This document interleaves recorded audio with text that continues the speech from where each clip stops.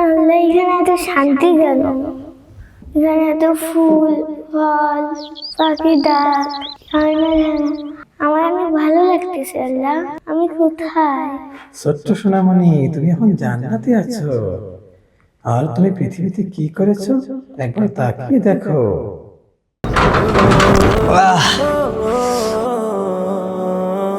ঘরের মধ্যে তো না, যাক, বাইরের পরিবেশটা অনেক অনেক ভালো লাগতেছে, আলহামদুলিল্লাহ। ভাইজান, আসসালামু আলাইকুম। ওয়ালাইকুম আসসালাম। কি ব্যাপার আমার বাড়িতে? ভাইজান, আপনার এই বাড়িটা অনেক সুন্দর। আমার বাড়ি সুন্দর, এটা তো সবাই জানে, এটা আবার বলার কি আছে? কি বলতে আসছে বলো। আসলে ভাইজান, এখানে আমি আসছি এই ঠান্ডায়, আমার গায়ে দেওয়ার মতন কোনো কিচ্ছু নাই। এই একটা শিরা শার্ট আর এই শিরা একটা লুঙ্গি পরে থাকি। তাই বলতেছি, যদি কিছু সাহায্য করতেন। আর এই শীতে থাকার জন্য একটা কম্বলও নাই যে গায়ে দিয়ে থাকবো, রাতে অনেক ঠান্ডা লাগে। একটা যদি কম্বলের ব্যবস্থা করতেন। আরে কি বলো, আমার বাড়িতে কম্বল, বুড়ে কম্বল মানে আসছে? এসব কোথা থেকে যে আসে এসব গরিবরা? কত সুন্দর একটা মুভমেন্টের মধ্যে আমি আছি। আজকে রোদ উঠছে, আমি একটু বাইরে আসছি, ভালো একটু রোদটা পাইতেছি। এরা যে কোত্থেকে আসে? কম্বল কি আমি সাথে নিয়ে বেড়াই নাকি? যাও যাও এখান থেকে, যাও। কোনো কম্বল পোশাক দিতে পারবো না, যাও। ভাইজান, তাহলে কিছু টাকা দেন, আমি একটা কম্বল কিনে নিব। টাকা টাকা কিছু দিতে পারবো না, যাও। কোথা থেকে যে আসে এসব গরিব ফকিররা টাকা চাচ্ছে। তাহলে আর কি করার, তুই নাই দেন, তাহলে যাই, যাও যাও অন্য কোথাও যাই। যাও। আমার বাড়িতে এরা আসে তো সব এই গরিব ফকিররা জলে মারতেছে।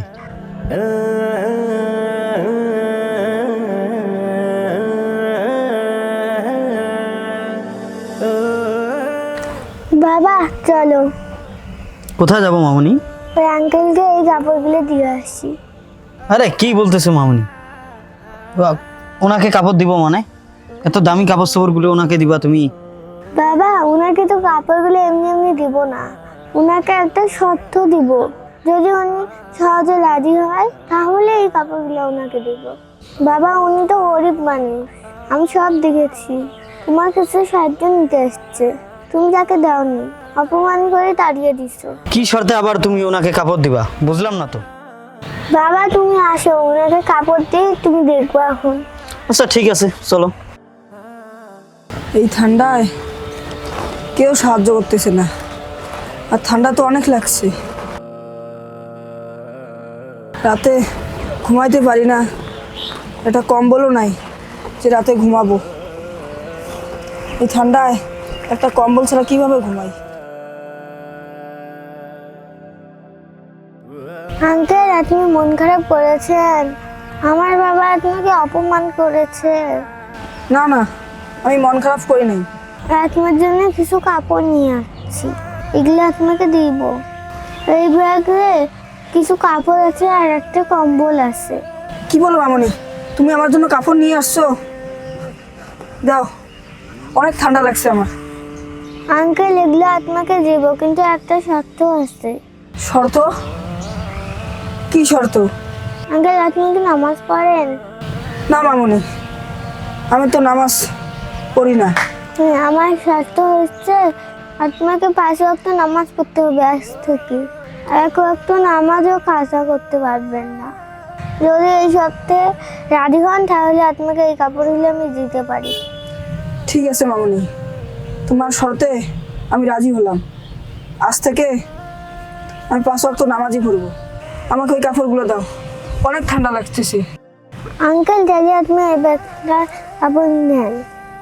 ঠিক আছে মামনি, আমি দোয়া করি তুমি অনেক বড় হও। আর ভাই শোনেন, আমি না বুঝে আপনার সাথে না, বাজে আপনি ব্যবহার করে ফেলছি ভাই। এসব আপনি কি করছেন? মনে কিছু নিয়েন না ভাই। আমি আমার মনে মেয়ে করি যে এত বড় একটা কাজ করবে এই শর্তের কথা বলে, আমার মেয়ে এরকম না করলে তো আমি বুঝতেই পারতাম না। আসলে আমার মেয়ে আজকে আমার চোখ খুলে দিয়েছে। আসলে ভাই আপনি আমাকে মাফ করে দিয়েন। কোনো কিছুর প্রয়োজন হলে আমাকে বলবেন, আমি দিয়ে দেবো। ঠিক আছে ভাইজান। ঠিক আছে, থাকেন ভাই। মামুনি চলো বাসায়।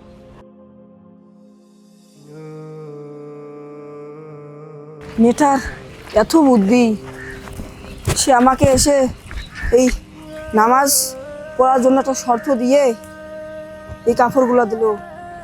আল্লাহ, তুমি তাকে জান্নাতবাসী করো। আর আমি আজ থেকে 5 ওয়াক্ত নামাজই পড়ব। আল্লাহ, তুমি আমাকে 5 ওয়াক্ত নামাজ পড়ার তৌফিক দান করো।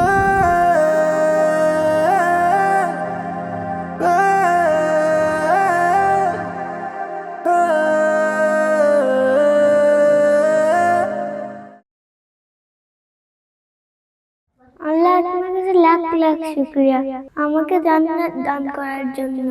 এই পৃথিবীর মানব জাতি, তোমরা সবাই ভালো ভালো আমল করো, তাহলে পরকালে জান্নাত পাবে।